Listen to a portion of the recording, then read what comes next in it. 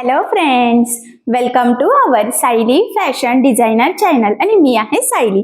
तर तुम्हा सगळ्यांचं आपल्या आजच्या नवीन अशा छानशा व्हिडिओमध्ये मी खूप खूप मनापासून स्वागत करते. तर कसे आहात तुम्ही? नक्कीच मस्त आणि मजेत असणार आहात. आणि आपल्या आजच्या छानशा व्हिडिओला सुरुवात करूयात. सो बघा, मग आज खरं तर मी तुमच्यासोबत खूपच सुंदर अशी लेटेस्ट ट्रेंडिंग न्यू लुक मधली ब्लाऊज डिझाईन शेअर करणार आहे. ऍक्च्युली आपल्याला बऱ्याचदा त्याच डिझाईन बघून कंटाळा येतो किंवा साडीनुसार सुद्धा कशा पॅटर्नची डिझाईन बनवावी ब्लाऊजला, त्यानुसार आपला ब्लाऊज अजून सुंदर दिसेल. आणि खरं तर ना, साडीचं लुक हे आपल्या ब्लाऊजवर डिपेंड असतं. त्यामुळे मग ब्लाऊज डिझाईन कशी आहे, ब्लाऊज किती छान डिझायनर स्टिच करतोय, हे सुद्धा तेवढंच इम्पॉर्टंट असतं. तर आज जी काही डिझाईन मी तुम्हाला सांगणार आहे त्याची संपूर्ण कटिंग आणि स्टिचिंग मी तुम्हाला अतिशय सावकाश स्टेप बाय स्टेप आणि खूप काही महत्त्वाच्या फिनिशिंगच्या टिप्स अँड ट्रिक्स आहेत सांगणार आहे, जेणेकरून तुम्हाला आपला आजचा हा व्हिडिओ बघून अशी छानशी डिझाईन बनवणं खूपच सोपं जाईल. त्याचबरोबर याची पद्धत इतकी सोपी आहे की बायचान्स जरी तुम्ही कुणी नवीन शिकत असाल तरी सुद्धा तुम्हाला आपला आजचा हा व्हिडिओ बघून अशी डिझाईन बनवणं खूपच सोपं जाईल. ठीक आहे, सो चला मग वेळ न घालवता आपण आपल्या आजच्या छानशा व्हिडिओला सुरुवात करूयात. आणि आपला आजचा हा व्हिडिओ तुम्ही स्किप न करता पूर्ण नक्की बघा, जेणेकरून तुम्हाला आपला आजचा हा व्हिडिओ बघून तुमच्या साडीला ब्लाऊजला खूप सुंदर असं लुक येईल आणि ही डिझाईन बनवणं सुद्धा खूपच इझी जाईल. ठीक आहे, सो चला मग आता आपण स्टार्ट करूयात. तर बघा, मग हा आहे आपला ब्लाऊज पीस आणि याचा जो काही बॅक पार्ट आहे तर तो आपण ऑलरेडी इथे कटिंग करून घेतलेला आहे. तर अस्तर आणि मेन फॅब्रिक असं दोन्हींची आपण इथे कटिंग केलेली आहे. तर बघा, मी सगळ्यात आधी तुम्हाला आता ह्या ब्लाऊजच्या बॅकनेकचं मेजरमेंट कसं आहे ते सांगते, म्हणजे तुम्हाला तुमच्या मापानुसार ह्या डिझाईनसाठी कशा पद्धतीने कटिंग स्टिचिंग करावी तर हे सहजच लक्षात यावं यासाठी. तर बघा, मग ह्या ब्लाऊजची जी काही उंची आहे तर ती आहे 12, 1 इंच मार्जिन, असं टोटल आपण 13 इंचाला मार्किंग केलेली आहे. इथून घेतलेला आहे 2.5 इंचाची गळा रुंदी आणि 5.5 शोल्डर. त्याचबरोबर याचा मुंडा आहे ना, तर तो सुद्धा आपण 5.5च टाकलेला आहे. आणि एवढंच नाही तर इथून घेतलेला आहे छातीचा चौथा भाग, म्हणजे 8.5 अधिक 1.5 इंच मार्जिन, असं टोटल 10ला मार्किंग करून हा बॅक पार्ट आपण कटिंग करून घेतलेला आहे. आता बघा, जी काही मार्किंग आहे तर ती आपण अस्तरच्या बॅक पार्टवर करणार आहोत. तर इथून तुमचा जेवढा काही गळा असेल त्याची मार्किंग करायची. तर बघा, मी इथे 8ला मार्किंग केली आणि अर्धा इंच एक्स्ट्राचं मार्जिन ॲड करायचं आहे, म्हणजे इथे 7.5 होतं तर आपण 8 घेतलेला आहे. आणि 2.5 इंच गळारुंदीची मार्किंग करून ह्या पद्धतीचा बॉक्स इथे ड्रॉ करून घ्यायचा आहे. त्यानंतर काय करायचं बघा, आता आपल्याला इथे व्ही गळ्याचा आकार द्यायचा आहे. तर इथून स्ट्रेट ह्या पद्धतीने एक लाईन ड्रॉ करायची आहे. आणि त्यानंतर आपल्याला हा जो काही गळा आहे हा डीप हवा आहे, त्यामुळे मग मी अशा पद्धतीने याचा शेप ड्रॉ करून घेतलेला आहे. ठीक आहे, तर हा झाला व्ही गळा, म्हणजे तो घातल्यानंतर बऱ्यापैकी छान असा स्प्रेडसुद्धा व्हावा यासाठी. त्यानंतर इथून अर्ध्या इंचाला मार्किंग केली, कारण ते आपल्या मार्जिनमध्ये जाणार आहे. आणि वरती 2 आणि अर्धा इंच डिस्टन्स ठेवलेला आहे. अशा पद्धतीने मार्किंग केलेली आहे बघा. आणि आता काय करायचं आहे आपल्याला, इथे ना पट्टीच्या सहाय्याने एक स्ट्रेट लाईन काढून बॉक्स तयार करायचा आहे. बघा, ते 1 इंचाचं मार्जिन आपण इथे ठेवलेलं आहे. आणि इथे सुद्धा बघा एक लाईन ड्रॉ करून घेते मी. आणि वरती सुद्धा जी मार्किंग केलेली आहे ना ती, म्हणजे 2-2 इंचाचे ते छोटे बॉक्स आहे आणि मध्ये अर्धा इंचाचा आपण गॅप ठेवलेला आहे. त्यानंतर आता आपल्याला मार्किंग करायची आहे हार्ट शेपची. तर बघा, मग ह्या पद्धतीने आपल्याला 1 इंचामध्येच ते हार्ट शेप बसवायचे आहे, म्हणजे थोडेसे किंचित बाहेर काढले तरीसुद्धा चालेल, काही प्रॉब्लेम नाही. तर बघा, मी थोडंसं व्यवस्थित डार्क करून घेते इथे, हे बघा. आणि सेम तशीच मार्किंग आता खालच्या शेपमध्ये सुद्धा आपल्याला करायची आहे. म्हणजे तुमचा जर का आकार कमी म्हणजे ब्लाऊजचा खालचा जर भाग कमी असेल तर तुम्ही त्यापेक्षा छोटेसुद्धा घेऊ शकतात किंवा वरचा गळा थोडासा छोटा करून अशा पद्धतीने मॅनेजसुद्धा करू शकतात. तर बघा, मग दोन्ही पण हार्ट शेपची आपण इथे मार्किंग करून घेतलेली आहे. आणि यानंतर बघा, आता हार्ट शेपची मार्किंग आपल्याला कॅनव्हास पेपरवर सुद्धा करायची आहे, म्हणजे प्रॉपर फिनिशिंग सहित तो शेप रेडी व्हावा यासाठी. तर मग मी थोडासा इथे कॅनव्हास पेपर कट करून घेतला. हा जो काही कॅनव्हास पेपर आहे हा पेपर कॅनव्हास आहे, लक्षात राहू द्या. गळ्याची डिझाईनसाठी आपल्याला पेपर कॅनव्हास लागत असतो. तर बघा, मग मी तो व्यवस्थित एकसारखा सरळ कट करून घेते. इथे कमीच लागणार आहे, कारण की वरचा व्ही शेप आपण डायरेक्ट स्टिच करणार आहोत. कॅनव्हास पेपर न लावता वरचा गळा रेडी करणार आहोत. फक्त खालचे जे काही हार्ट शेप आहेत तर त्यासाठीच आपल्याला इथे कॅनव्हास पेपर लागणार आहे. तर बघा, ह्या पद्धतीने मी इथे ठेवून घेते आणि डबल फोल्ड केलेला आहे हां. आणि असं ठेवल्यानंतर फेंट मार्किंग दिसती तर ती आपल्याला फक्त स्केच पेनच्या सहाय्याने डार्क करून घ्यायची आहे. बघा, म्हणजे दिसेल अशी मार्किंग करून घ्यायची आहे. तर बघा, एकेची मार्किंग केली, सेम त्याच पद्धतीने दुसऱ्यासुद्धा आपल्याला दिसतंय, तर त्यावर आपल्याला फक्त स्केच पेनच्या सहाय्याने मार्किंग करून घ्यायची आहे. ठीक आहे, तर बघा, हे दोन्ही पण शेपची आपण मार्किंग करून घेतलेली आहे थोडीशी व्यवस्थित. आणि त्यानंतर काय करायचं आहे, तीच मार्किंग दुसऱ्या साईडला सुद्धा दिसते तर तिथे सुद्धा ती डार्क करून घ्यायची आहे, जेणेकरून आपल्या सेंटरपासून दोन्ही साईडनी शेप प्रॉपर आणि सेम यावे यासाठी. तिरकं वगैरे जायला नको, हे जास्त महत्त्वाचं आहे. तर बघा मग इथे मार्किंग केले आणि एकदम प्रॉपर असे हार्ट शेप आपले इथे दोन्ही पण रेडी झालेले आहे. आता कडेकडेचं आपल्याला कॅनव्हासवर थोडा कमी केला आपण तरीसुद्धा चालणार आहे, की तुम्ही एवढा ठेवला तरी चालेल, पण उंचीला आपल्याला एवढं लागणार नाही आहे. तर मग मी तिथून एक्स्ट्राचं कट करून घेते, उरलेला आपल्याला नंतर कशालाही काम येईल. हा साईडचा तर नाही पण हा वरचा तरी ठीक आहे. तर हा परफेक्ट कॅनव्हास पेपर आपल्या इथे आता कटिंग करून झालेला आहे. ठीक आहे, आता तो अस्तर लावून आपण नंतर रेडी करूयात. त्या आधी आपण इथे अस्तरचा जो काही म्हणजे अस्तर आणि मेन फॅब्रिक आपल्याला इथे एकमेकाला सगळ्यात आधी जोडून घ्यायचं आहे. तर ते जोडून घेऊयात आणि त्याआधी अजून महत्त्वाचं म्हणजे वरचा जो काही व्ही नेक आहे तर तो आपल्याला इथे कटिंग करून घ्यायचा आहे. आणि महत्त्वाचं म्हणजे हा गळा कट करताना बघा हा जो काही कर्व शेप आहे ना तिथून कट करायचा आहे, स्ट्रेट लाईन नाही. स्ट्रेट लाईन म्हटलं की तो खूपच छोटा होतो. ठीक आहे, आता हे जोडण्यासाठी सगळ्यात आधी आपल्याला काय करायचं आहे की आपलं जो काही मेन फॅब्रिक आहे म्हणजेच ब्लाऊज पीसचा बॅक पार्ट तर तो इथे सरळ ठेवून घ्यायचा आहे. तर बघा मग तो पार्ट आपल्याला ह्या पद्धतीने सरळ ठेवायचा आहे आणि त्यावर कटिंग केलेला अस्तरचा पार्ट मी इथे ठेवून घेतलेला आहे. बरोबर सेंटरला मॅच करायचा आहे. आणि एवढंच नाही तर इथे मध्यभागी मी एक पिन लावते म्हणजे ते स्टिच करताना हलणार नाही. त्याचबरोबर दोन्ही साईडच्या शोल्डरला सुद्धा पिना लावून घेते म्हणजे शिवताना त्याचा गळा स्प्रेड व्हायला नको आहे, तेवढीच गळा रुंदी पाहिजे, नाही तर जास्त स्प्रेड झाला की शोल्डर उतरण्याचे चान्सेस असतात.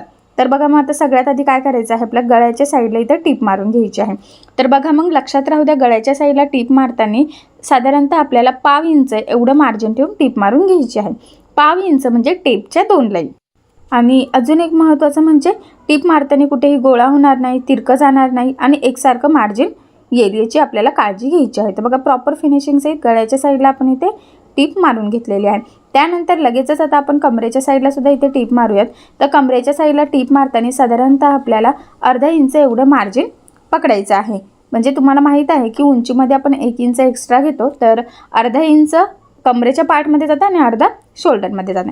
तर बघा मग या पद्धतीने ते टीप मारल्यानंतर जो काही एक्स्ट्राचा ब्लाऊज पीसचा कपडा आहे तर तो आपल्याला इथे कट करून घ्यायचा आहे. तर व्यवस्थित सगळ्यात आधी मी कमरेच्या साईडला जो काही एक्स्ट्राचा कपडा आहे तर तो इथे कट करून घेते. आणि त्यानंतर लगेचच जो काही गळ्याच्या मध्ये सुद्धा मेन फॅब्रिकचा एक्स्ट्राचा पार्ट आहे तर तो सुद्धा ह्या पद्धतीने कट करायचा आहे. एकदम प्रॉपर, कुठेही एक्स्ट्राचं मार्जिन आपल्याला इथे ठेवायचं नाही आहे. ठीक आहे, आणि हे कट झाल्यानंतर ह्या गळ्याला द्यायचे आहे आपल्याला छोटे छोटे कट्स, जेणेकरून ज्यावेळेस आपण हा पार्ट सरळ करू तर तो प्रॉपर असा फिनिशिंग सहित रेडी व्हावा, तो व्यवस्थित फोल्ड व्हावा. यासाठी तुमचा कुठलाही गळा असो त्याला छोटे कट्स मारून घ्यायचे. आणि या पद्धतीने हा बॅक पार्ट आपल्याला इथे सरळ करून घ्यायचा आहे. आणि आता हा सरळ केल्यानंतर गळ्याच्या साईडला कमरेच्या साईडला व्यवस्थित प्रेस करायचा आहे. आणि सगळ्यात आधी आता आपल्याला इथे गळ्याच्या साईडला द्यायची आहे दाबटीप. तर बघा सगळ्यात महत्त्वाचा पॉईंट आहे की गळ्याच्या साईडला दाबटीप देताना काळजी घ्यायची आहे की अस्तरचा आतला जो काही कपडा आहे तर तो वरती दिसणार नाही याची काळजी घ्यायची आहे, जेणेकरून आपला गळा प्रॉपर असा फिनिशिंग सहित नक्कीच इथे रेडी होईल. तर बघा मग इथून पुन्हा मी आता व्यवस्थित काळजीपूर्वक दाबटीप देऊन घेते. आणि इथे तुम्ही बघू शकतात की एकदम प्रॉपर असं फिनिशिंग आलेले आहे आपल्या गळ्याचं. मी तुम्हाला दाखवते. ठीक आहे, हे बघा एकदम असं फिनिशिंग छान आलेली आहे आणि शेपसुद्धा. त्यानंतर लगेचच आता आपण इथे कंटिन्यू जो काही कमरेचा पार्ट आहे तिथे सुद्धा दाबटीप देऊन घेऊयात. आणि ह्या स्टेपमुळे तुमच्या लक्षात येईल की गळा आणि कमरेचा पार्ट दोन्हीही सोबतच फिनिशिंग सहित रेडी होतं आणि इथे आपल्याला कमरपट्टीसुद्धा लावण्याची गरज पडत नाही. त्याचबरोबर अजून इथे सुद्धा महत्त्वाचा पॉईंट आहे की सेम तसं दाबटीप देताना आतला जो काही अस्तरचा कपडा आहे तर तो वरती दिसणार नाही याची काळजी घ्यायची आहे. म्हणजे काय होईल की आपलं परफेक्ट प्रॉपर फिनिशिंग सहित हा पार्ट नक्कीच इथे रेडी होईल. ठीक आहे, तर बघा मग आता गळ्याचा पार्ट आणि कमरेचा पार्ट दोन्हीही इथे आपलं रेडी झालेलं आहे. त्यानंतर काय करायचं आहे, आता आपल्याला मेन फॅब्रिक आणि अस्तर कडेकडेने जोडून घ्यायचं आहे. हे जोडताना सगळ्यात महत्त्वाचं म्हणजे जेवढं शक्य आहे तेवढं कमीत कमी मार्जिन पकडायचं आहे, जेणेकरून आपलं हे एक्स्ट्रा कपडा जाणार नाही. नाही तर काय होतं, फिटिंग टाकल्या ब्लाऊजला खूप कमी मार्जिन राहतं, कारण काय बऱ्याचसं मार्जिन तुम्ही इथे पकडतात. इथे एक्स्ट्रा पकडायचंच नाही, कारण ते आपण कुठेही कटिंग करताना कॅल्क्युलेट केलेलं नसतं. फक्त आपल्याला ते जोडून घ्यायचं असतं. जेवढं शक्य आहे तेवढं कडेकडेने. ठीक आहे. आता हे जोडून झाल्यानंतर जे काही एक्स्ट्राचं आपलं मेन फॅब्रिक आहे तर ते कट करून इथे आपल्याला परफेक्ट मापाचा बॅक पार्ट रेडी करायचा आहे. कारण तुम्हाला सगळ्यांना माहीत आहे की अस्तरवर आपण परफेक्ट कटिंग करतो आणि ब्लाऊज पीसचा कपडा आपण थोडंसं एक्स्ट्राचं मार्जिन ठेवून कटिंग करत असतो, कारण की ते स्टिच करताना आपल्याला सोपं जावं. म्हणूनच गळा वगैरे रेडी झाल्यानंतर पुढचं डिझाईन बनवण्याच्या आधी आपण एक्स्ट्राचा कट करतो आणि परफेक्ट मापाचा बॅक पार्ट रेडी करतो. तर इथे सुद्धा परफेक्ट मापाचा प्रॉपर असा फिनिशिंग सहित हा पार्ट आपला रेडी झाला. आता मी इथे सेंटरला सुद्धा एक मार्किंग करून घेते आणि ही मार्किंग झाल्यानंतर आता ह्या कॅनव्हास पेपरला आपल्याला अस्तर लावायचं आहे. तर बघा अस्तर घेतलेला आहे, त्यावर कॅनव्हास पेपरचा जो काही आपण शेप रेडी केला तो ठेवला आणि कडेकडेने सिंपल अशी आपल्याला एक टीप टाकून घ्यायची आहे.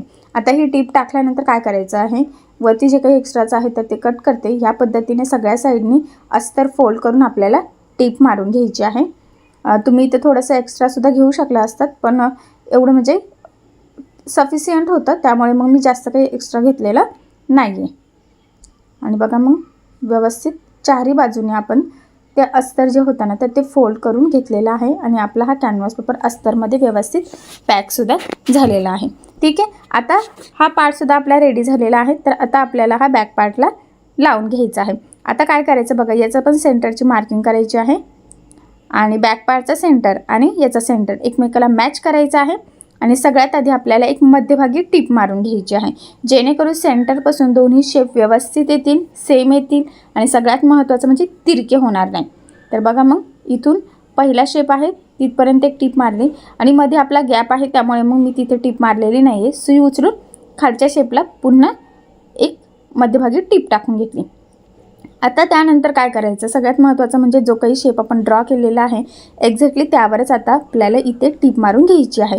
टीप मारताना काळजी घ्यायची आहे की जो काही आपण शेप ड्रॉ केलेला आहे त्याच्या आत किंवा बाहेर जाणार नाही, कारण तुम्ही जशी टीप मारणार आहे तसाच शेप येईल. बऱ्याचदा काय होतं की आपण कॅनव्हास पेपरवर शेप व्यवस्थित ड्रॉ करतो, पण टीप मारताना आपली तिरकी वगैरे टीप जाते आणि त्यामुळे शेप पुन्हा चेंज होण्याचे चान्सेस असतात. सो तसं होऊ नये, त्यामुळे अतिशय काळजीपूर्वक तुम्ही ते बघू शकता की एकदम परफेक्ट आपण टीप मारलेली आहे. जसा शेप आहे प्रॉपर तसाच आणि त्याचवर. ठीक आहे. तर बघा मग दुसऱ्या शेपला सुद्धा आपण सेम त्याच पद्धतीने प्रॉपर असं फिनिशिंग सहित व्यवस्थित काळजी घेत टीप मारून घ्यायची आहे. थोडा टाईम लागला तरीसुद्धा चालेल, पण टीप बरोबर मार्किंगवरच आली पाहिजे. हे पुन्हा पुन्हा सांगते, कारण शेप व्यवस्थित यावा आणि शेप व्यवस्थित येणं खूपच गरजेचं आहे त्यासाठी. ठीक आहे. आता हे टीप टाकून झाल्यानंतर काय करायचं बघा, आता ॲक्च्युली आपलं हे जे काही कॅनव्हास पेपर आहे तर हा मधून जॉईंट आहे तर तो आपल्याला सेपरेट करायचा आहे सगळ्यात आधी.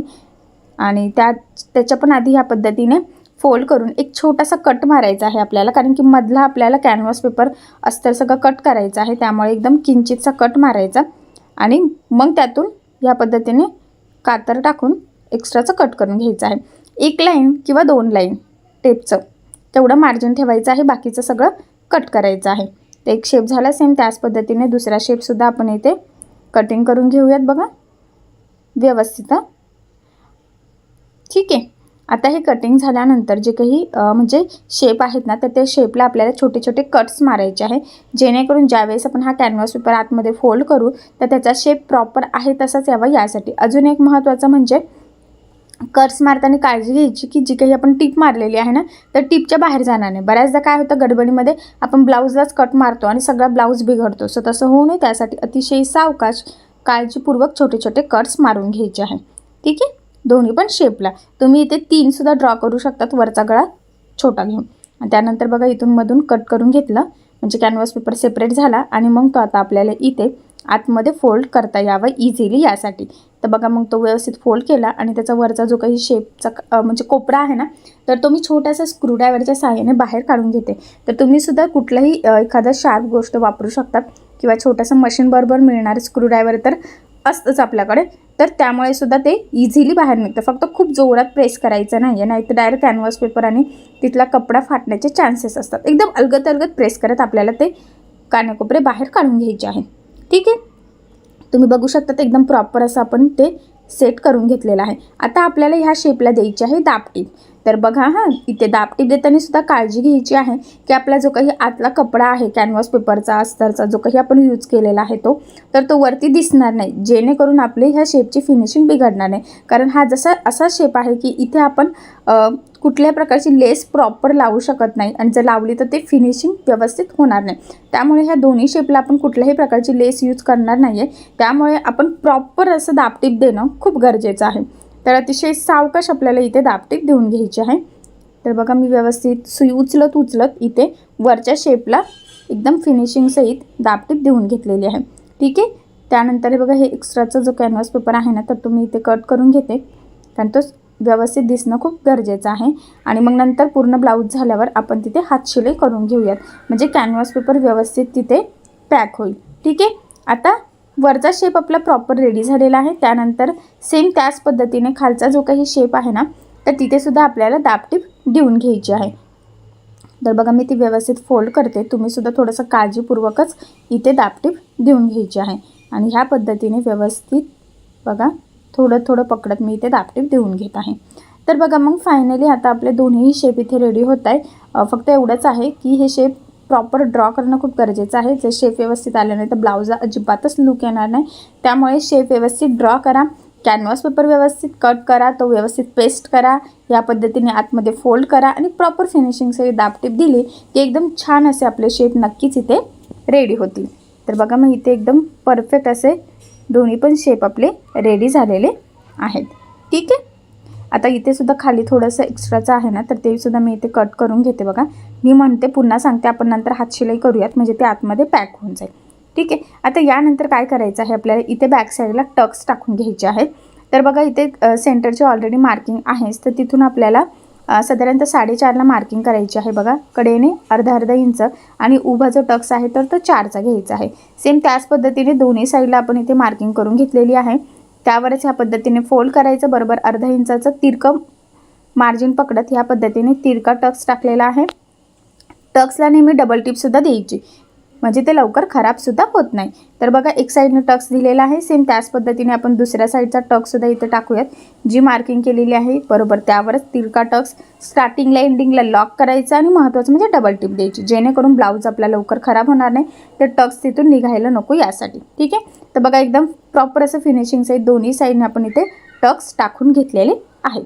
ठीक आहे. आता वरचा जो काही गळा आहे ना तर तिथे मी एक गोल्डन कलरची लेस यूज करणार आहे, एकदम बारीक, म्हणजे डिझाईनची आहे पण एकदम बारीक आहे.